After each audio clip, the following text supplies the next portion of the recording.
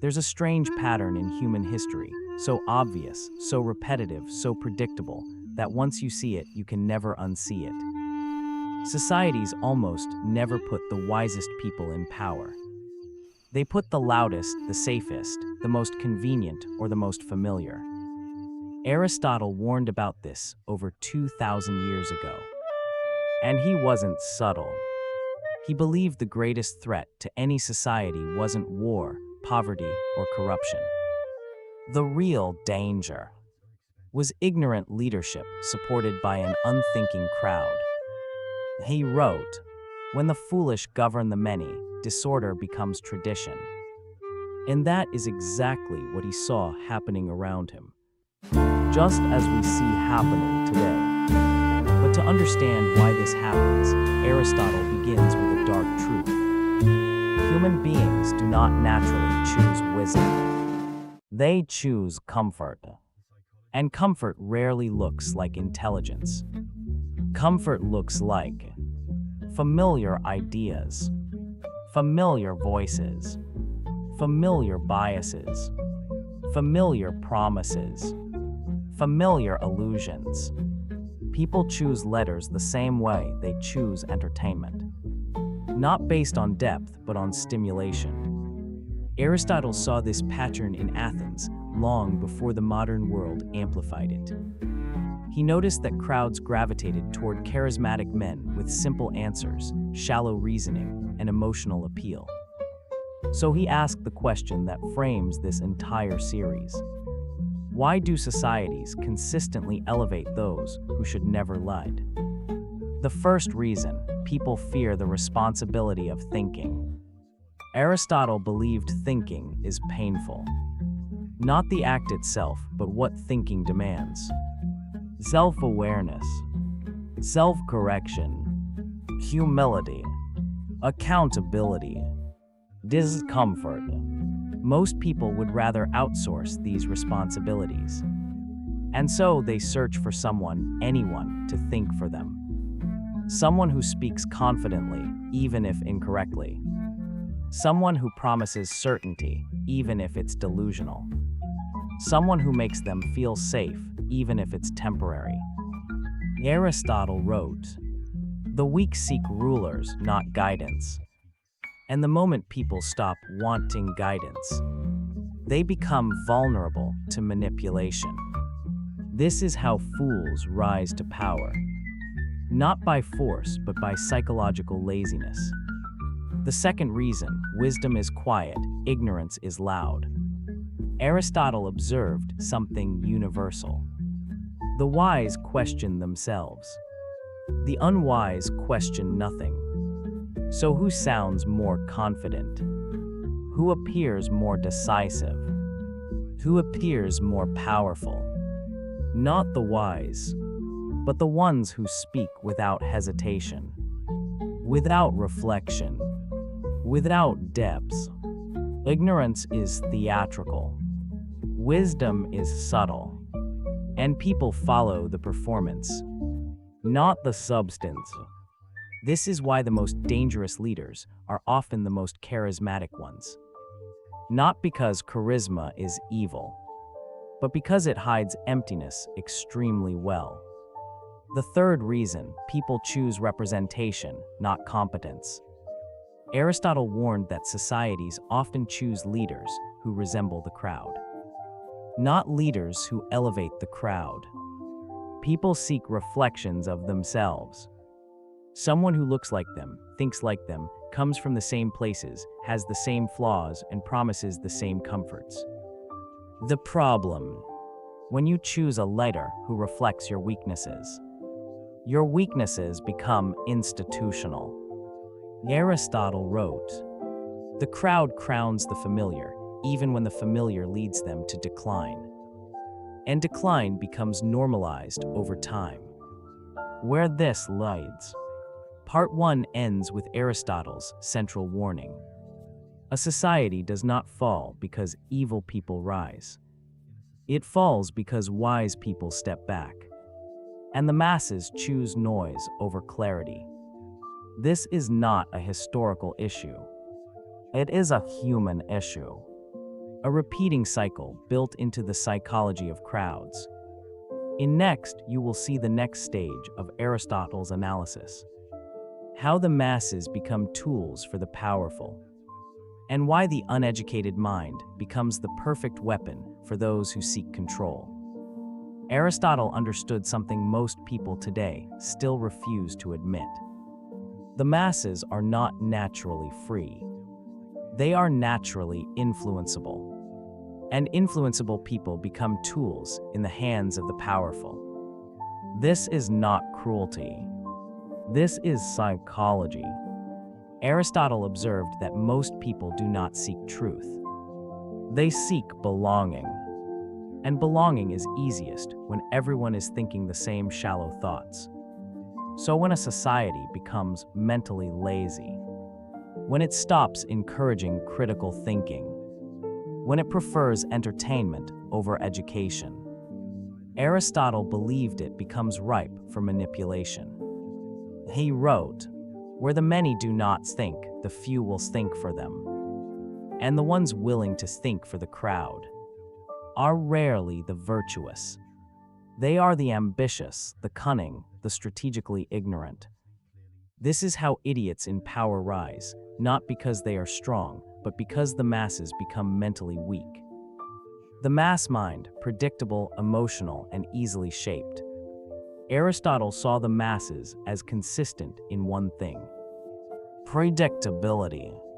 People who don't develop their own thinking become reactive instead of reflective, emotional instead of rational, impulsive instead of intentional, consumers instead of creators, followers instead of leaders. He studied how crowds behaved during political gatherings. He noticed something chilling. The easiest way to control a crowd is not through reason, but through emotion. Fear, hope, anger, envy, pride. These 5 emotions can steer entire nations. A clever leader only needs to activate one. Aristotle wrote, "A crowd moved by passion is a weapon placed in the hands of its mover." And today, that weapon is stronger than ever. Powered by screens, algorithms, and noise. Why the powerful prefer an uneducated society. This part of Aristotle's warning is brutal, but true. Educated individuals ask questions. Uneducated individuals obey. Educated individuals challenge leaders.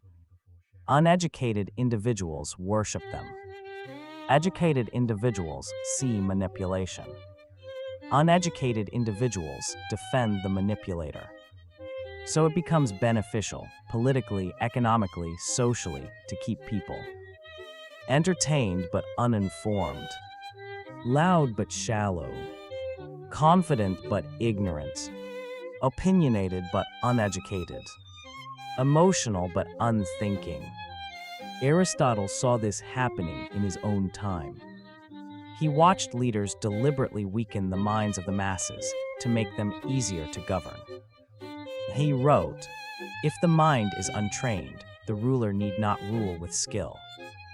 This is the foundation of systemic stupidity. Not natural, but engineered. The illusion of choice. Here is where Aristotle becomes frighteningly accurate. He believed the masses often think they are choosing their leaders. But in realities, they are choosing the person who manipulated them best. The illusion of choice keeps the crowd loyal. Aristotle compared it to children choosing their own food. They choose what tastes good, not what nourishes them. Societies operate the same way. The crowd chooses the leader who entertains them, who soothes them, who reflects their emotions, who promises comfort, who feeds their biases, not the leader who challenges them to think or grow. And so stupidity becomes self-replicating. The crowd chooses bad leaders. Bad leaders weaken the crowd further. A weaker crowd then chooses even worse leaders. This is the vicious cycle Aristotle feared most. Where this leads. Aristotle's conclusion is harsh but truthful. The masses are not ruled by the powerful. The masses empower the powerful. The crowd gives its attention. The crowd gives its emotion. The crowd gives its loyalty. The crowd gives its anger. The crowd gives its energy. The crowd gives its vote. And the powerful simply receive what is offered. Next, you will see the next step of Aristotle's analysis. Why societies start rewarding incompetence. How mediocrity rises to the top. And why the smartest people often stay far away from leadership roles. Aristotle believed one of the greatest paradoxes of civilization is this. Society claims to value intelligence, yet consistently elevates mediocrity. If you watch long enough, you'll see a disturbing pattern. The smartest people are rarely the ones in charge. The most capable are rarely the ones admired. The most insightful are rarely the ones listened to. Instead, society often rewards the agreeable, the convenient, the non-threatening, the emotionally comforting, the predictable, the simple-minded, the easily controlled. According to Aristotle, this happens for one reason. Intelligence disrupts comfort. Mediocrity preserves it. And people, especially crowds, choose comfort first. The crowd's hidden rule do not make us feel inferior. Aristotle observed a deep insecurity inside most societies. People do not want leaders who are too far above them. They want leaders who feel familiar, relatable, similar to themselves. Why? Because the presence of someone genuinely intelligent forces people to confront their own inadequacies. A wise leader challenges you. A mediocre leader flatters you. And most people prefer flattery over self-reflection. Aristotle wrote, "The many resent the man who shows their defects by his excellence." Meaning, the crowd does not hate intelligence. The crowd hates what intelligence reveals. And so they elevate someone who feels closer to them, even if that person is deeply unqualified. The fear of the exceptional. Aristotle believed that exceptional individuals naturally unsettle societies because they break patterns. Exceptional people question norms, challenge systems, demand improvements, expose corruption, refuse compliance, think independently, live differently, elevate standards. This threatens the comfort of the majority. So what does society do? It resists them. It ridicules them. It isolates them. It labels them arrogant, strange, or dangerous. Aristotle wrote, "The superior man is not loved by the many, for he demands they rise." People admire greatness in theory, but fear it when it stands in front of them. Why mediocre leaders thrive? Mediocre leaders have one major advantage. They never challenge the crowd. They imitate the crowd's emotions. They mirror the crowd's insecurities. They echo what the crowd already believes. This creates the illusion of connection. Aristotle believed this imitation strategy was the quickest path to power. Tell the people what they want to hear. Confirm their biases. Avoid uncomfortable truths. Present simple answers. Protect their illusions.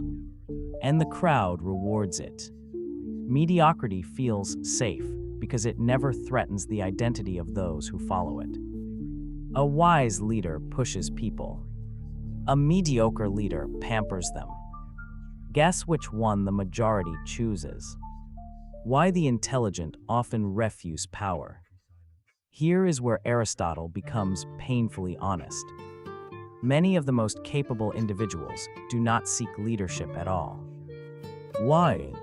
Because leadership in a foolish society requires endless persuasion, constant explanation, fighting emotional reactions, navigating irrational opinions, justifying obvious truths, dealing with fragile egos, managing shallow minds. Intelligent people seek clarity, not noise, truth, not approval, purpose, not popularity. The chaos of public leadership repels them. Aristotle wrote, "The wise avoid power in corrupt states, for power becomes a burden, not a tool. So the throne is left empty, and mediocrity claims it by default." Where this leads, societies don't collapse because the intelligent disappear. They collapse because the mediocre become untouchable. And once incompetence rises to the top, it begins shaping the entire system in its own image. Aristotle's warning becomes clear. A society that fears intelligence will be ruled by its own weaknesses. In Next, we explore the next stage. How incompetent leaders keep power. Why they fear wise individuals. And the psychological tricks they use to maintain their influence. Once mediocrity rises to leadership, you might assume the story ends there. But Aristotle reveals a much darker truth. Incompetent leaders do not simply rise. They dig in, fortify themselves, and reshape the entire system to protect their weakness. He believed this is one of the most dangerous phases of any society. Not when fools gain power, but when they learn how to keep it. Aristotle wrote, "The weak ruler fears not his enemies, but the wise among his own people." This fear drives everything they do. A competent leader surrounds himself with brilliant minds. An incompetent leader surrounds himself with obedient ones. Because competence threatens his illusion. Wisdom threatens his authority. Truth threatens his survival. So he builds a world where he never needs to face any of them. The first tactic, surround yourself with the weak. Aristotle observed that foolish leaders avoid excellence. They feel judged by it, threatened by it, exposed by it. So they deliberately choose subordinates who are less intelligent, less capable, less confident, more dependent, more grateful, more fearful. This creates a hierarchy of insecurity. A weak leader controlling weaker followers. No one challenges him. No one questions him. Everyone protects the illusion of his competence. Aristotle warned, the incompetent raise incompetence around them. Because excellence would reveal the truth, that the leader is unfit for the throne he sits on. The second tactic, keep the masses distracted. Incompetent rulers cannot give people progress, so they give them distraction. Aristotle saw leaders of his time use public spectacles, moral panics, external threats, emotional speeches, symbolic gestures, endless entertainment, simplified narratives. He wrote, "Distraction is the coin with which tyrants purchase loyalty. When the crowd is entertained, it stops asking questions. When the crowd is emotional, it stops thinking. When the crowd is divided, it becomes too weak to oppose anything. Distraction becomes a political weapon. and the foolish leader stays safe. The third tactic, punish the wise. Aristotle saw wise individuals treated as threats, not assets. Why? Because the wise expose incompetence simply by existing. Their presence forces comparison. Their ideas challenge superficial thinking. Their clarity exposes deception. Their independence breaks conformity. So incompetent leaders attack them indirectly. They ridicule the wise. They isolate them socially. They accuse them of being elitist. They discourage their influence. They undermine their credibility. They frame intelligence as arrogance. They turn the crowd against them. Aristotle wrote, "The fool fears the man who thinks, so he must silence him, not through argument, but through social pressure." The fourth tactic, create a culture of low expectations. This is the most subtle and destructive strategy. An incompetent leader lowers the expectations of the entire society so his failures seem normal. People get used to poor decisions, shallow reasoning, lack of progress, irrational policies, empty promises, emotional manipulation, inconsistency, mediocrity. Over time, these become just how things are.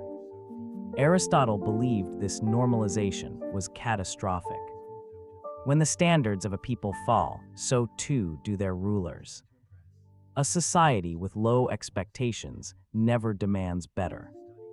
And that is exactly what incompetent leaders depend on. Where this leads, when incompetence becomes institutional, it no longer looks like incompetence. It looks like tradition. It looks like culture. It looks normal. Aristotle's warning grows darker. Foolish leaders do not destroy societies by action. They destroy them by setting new limits on what society believes is possible. And once the people accept these limits, the collapse begins silently. In next, you will learn the next stage. How society begins to decay under incompetent leadership. How moral and intellectual decline accelerates. And why Aristotle believed this collapse is predictable long before it becomes visible. Aristotle believed that the destruction of a society rarely begins with violence, corruption, or economic downfall.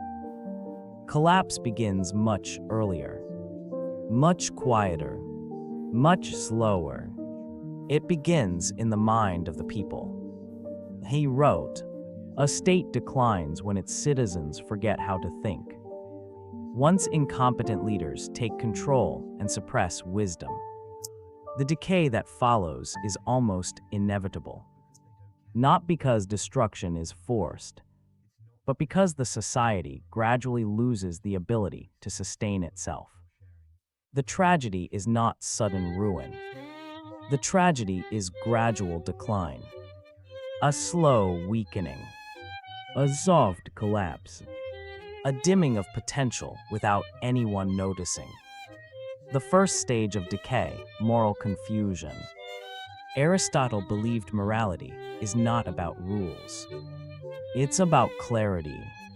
A healthy society knows what it values, what it protects, what it rejects, what it stands for, what it will not tolerate.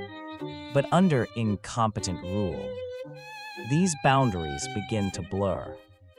People become unsure of what is right, unsure of what is honorable, unsure of what is shameful, unsure of what is admirable. The lines fade. Aristotle warned, where the standards fall, the citizens fall with them. And as morality becomes confused, society becomes directionless. Confusion becomes the new normal. The second stage of decay, intellectual decline. This is the most dangerous form of collapse because it is invisible. People stop reading. People stop questioning. People stop reasoning. People stop examining themselves. People stop caring about truth. Entertainment replaces education. Opinion replaces knowledge.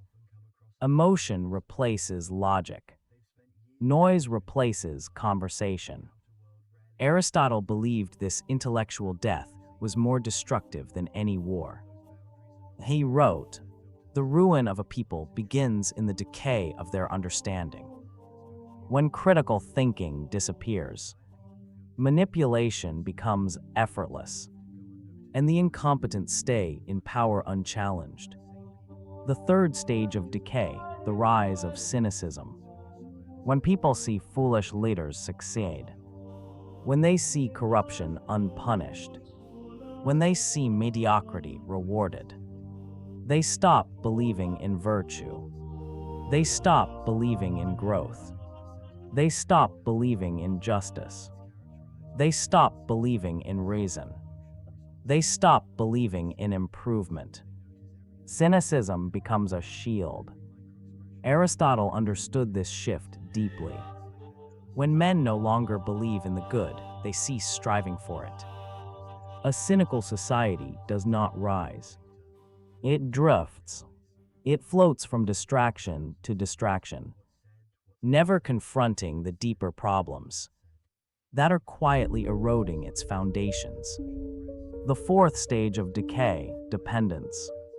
As intelligence fades and cynicism grows, people gradually lose their self-reliance. They stop trusting their abilities. They stop building their character. They stop making independent decisions. Instead, they become dependent on leaders, systems, institutions, trends, public opinions, group identities. Aristotle believed dependence was the beginning of servitude. He wrote, "The man who does not rule himself will be ruled by another." A society full of unthinking dependence becomes easy to exploit. It becomes a herd, following emotion, chasing illusions, fearing anything unfamiliar. The final stage of decay, cultural emptiness. As decline continues, a strange emptiness spreads through the society. People chase pleasure instead of purpose. People argue instead of improve. People imitate instead of create. People consume instead of build. Aristotle believed this emptiness was the final symptom before collapse. Because when a culture loses its meaning, it loses the strength to endure. He wrote, "A people perish when they forget why they began." The society still exists physically, but spiritually, intellectually, morally, it is already dead. Where this leads, Aristotle never believed collapse was mysterious. He believed it was predictable. Because decline begins long before destruction, long before rebellion, long before crisis. Collapse begins in the mind and spreads outward like a quiet infection. In next, we continue Aristotle's warning. Why corrupt systems resist wise reformers. Why truth becomes dangerous. And why those who try to save a decaying society are often exiled, silenced, or ignored. Aristotle understood a heartbreaking truth about human civilization, one that repeats across every culture, every era, every political system. When a society is decaying, it does not recognize its saviors. It attacks them. The wise see problems early. They warn. They question. They expose corruption. They challenge destructive patterns. They illuminate the consequences that others choose to ignore. You would expect such people to be valued. But Aristotle observed the opposite. Those who speak truth in corrupt states invite their own suffering. Because truth is painful to those who benefit from lies. Wisdom is uncomfortable to those who depend on ignorance. Clarity is threatening to those who live in illusion. And so, a decaying society begins treating its wisest minds as enemies. The first reason truth threatens power. The incompetent rise to power through manipulation, not merit. They rely on distraction, division, and emotional control. So when a wise individual steps forward and speaks honestly, the illusions crack. The narratives break. The followers begin to question. The manipulator feels exposed. This cannot be tolerated. Aristotle saw leaders silence philosophers, scholars, teachers, and reformers. Not because they were wrong, but because they were dangerous to the illusion of stability. He wrote, "Power fears those who do not fear it. The wise cannot be intimidated, and that makes them a threat." The second reason, the crowd cannot understand them. Aristotle believed that wisdom is not only rare, it is often invisible to those who lack it. The crowd sees the wise as strange, the thinker as complicated, the visionary as unrealistic, the critic as negative, the independent mind as arrogant. Ignorant societies misinterpret brilliance as threat or madness. Aristotle warned, "The many cannot judge what they have not cultivated." Meaning, if the average mind has never trained itself to think deeply, how could it possibly recognize deep thinkers? So the crowd mocks what it cannot understand and follows those who speak at its level. The third reason, change is terrifying. The wise always bring change, not small adjustments, real foundational change. And change threatens comfort, habits, traditions, identities, power structures, emotional security. So even if a wise person's ideas are correct, most people will reject them simply because change feels painful. Aristotle saw this repeatedly. The reformer is hated. The innovator is doubted. The philosopher is dismissed. The truth teller is punished. Not because they are wrong, but because they disturb the sleep of a decaying society. The fourth reason, corrupt systems protect themselves. As soon as a leader builds a system on ignorance and obedience, that system becomes self-defending.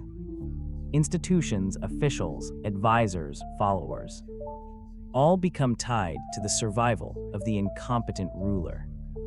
So when a wise individual arrives, the system reacts instinctively, smearing them, isolating them, mocking them, questioning their motives, twisting their words, pushing them out. Aristotle believed corrupt systems behave like wounded animals. They attack whatever approaches, even if it comes to heal. Truth becomes dangerous. Honesty becomes rebellion. Wisdom becomes a crime. The fifth reason, people prefer flattery over truth. Aristotle saw a deep, tragic flaw in human nature. People do not want truths. They want comfort disguised as truth. So when the wise say, "You are misled. You are responsible. You must think," the crowd rejects them. But when a foolish leader says, "You are special. You are innocent. You are always right," the crowd cheers. It is not wisdom society wants. It is emotional sedation. Where this leads, Aristotle's warning becomes devastatingly clear. A dying society silences the very people who could save it. Not because wisdom fails, but because wisdom is unwanted. Aristotle believed societies do not fall suddenly. They erode until collapse becomes unavoidable. But eventually, every decaying system hits a breaking point. A moment when the weaknesses that were ignored for years finally explode into reality. He wrote, "What is unsound will break, though the breaking seems sudden to those who did not see the decay." Collapse is never sudden to the wise, only to those who spent years sleepwalking through the decline. And Aristotle explains exactly how this breaking point unfolds. Stage 1, when illusion can no longer hide reality. A corrupt system relies on illusion. The illusion of progress. The illusion of competence. The illusion of stability.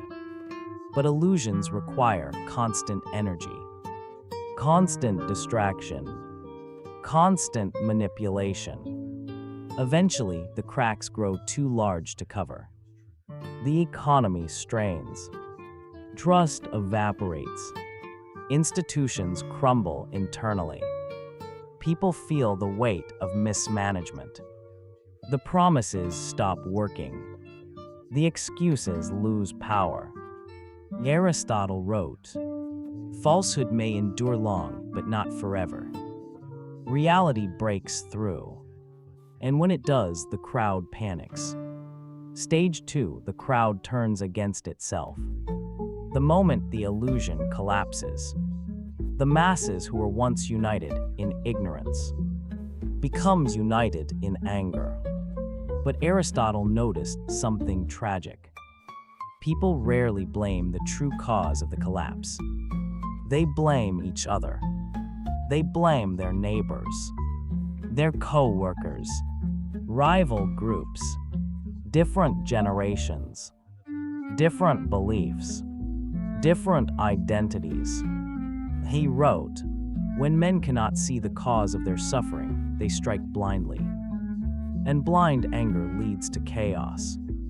Instead of rising together, the society fractures into smaller tribes, each convinced the others are the enemy. The incompetent leader now has an easier time controlling them, because a divided society cannot resist anything." Stage 3, institutions lose legitimacy. Aristotle believed no government survives once people stop believing in it. A society collapses internally when laws stop mattering, citizens lose respect for leaders, leaders lose respect for citizens, justice feels selective, corruption feels normal, truth becomes negotiable. When an institution loses legitimacy, it still exists physically, but it is spiritually dead. Aristotle wrote, "A state falls when its authority is void, though its offices remain. People obey out of fear, not belief, and fear-based structures always collapse eventually." Stage 4, desperation makes the crowd vulnerable again. The same masses who once trusted the incompetent, who then turned against each other, now reach a new emotional stage. Desperation. Desperation weakens judgment. It primes people for extreme solutions.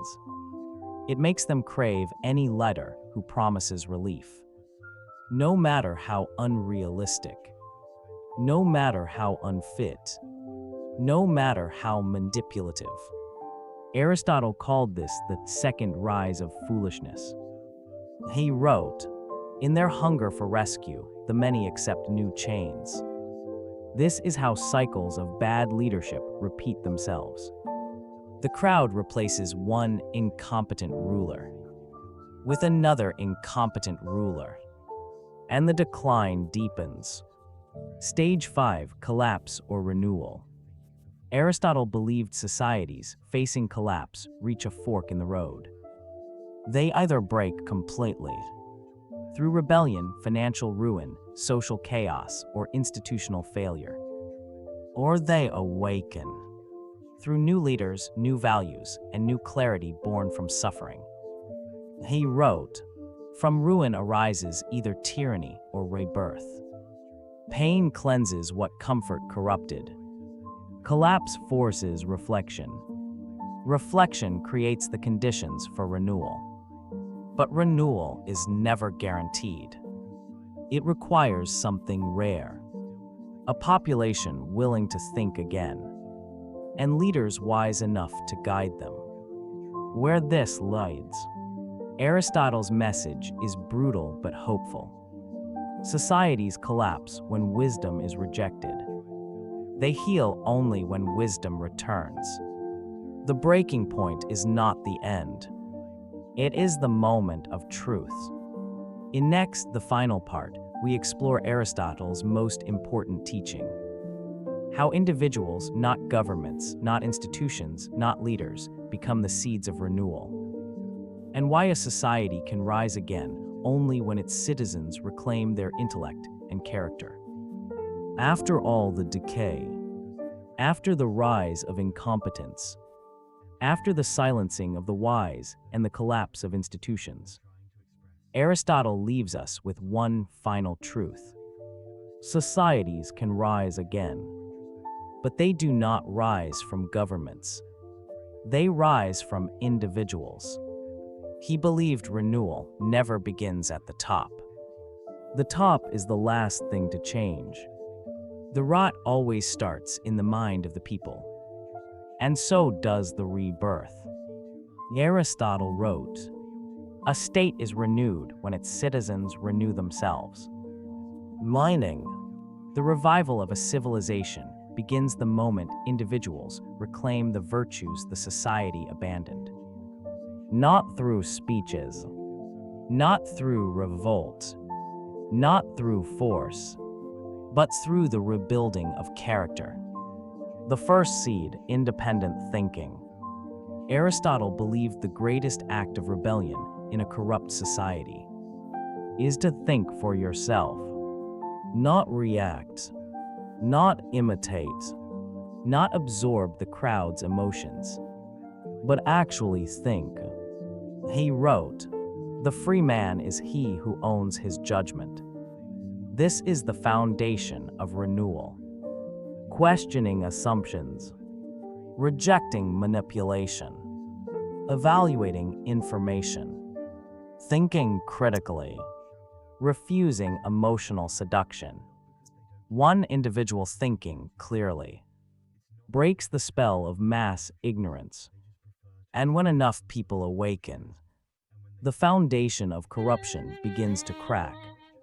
The second seed, moral courage. A decaying society encourages silence. It rewards conformity. It punishes integrity. So Aristotle believed renewal requires courage. Not dramatic heroism, but quiet moral braveries. Courage to say, "This is wrong. I will not participate. I will not obey dishonesty. I will not support incompetence. I will not betray my principles for comfort." Aristotle wrote, "Courage is the first virtue, for it makes all others possible. Without moral courage, truth remains hidden, and corruption remains unchallenged." The third seed, elevating personal excellence.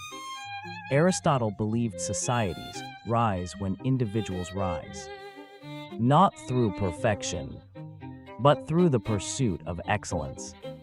What he called arites, excellence in thinking, behavior, character, skill, responsibility, judgment, discipline. He warned that mediocrity becomes cultural only when individuals accept mediocrity in themselves. But if individuals raise their standards, society eventually follows. because excellence is contagious. The fourth seed, choosing wise leaders. A society heals when its citizens reclaim the ability to recognize wisdom. Aristotle believed the people must learn to see the difference between charisma and competence, emotion and truth, noise and clarity, flattery and guidance, familiarity and worthiness. He wrote, "A people must be educated to choose those who educate them."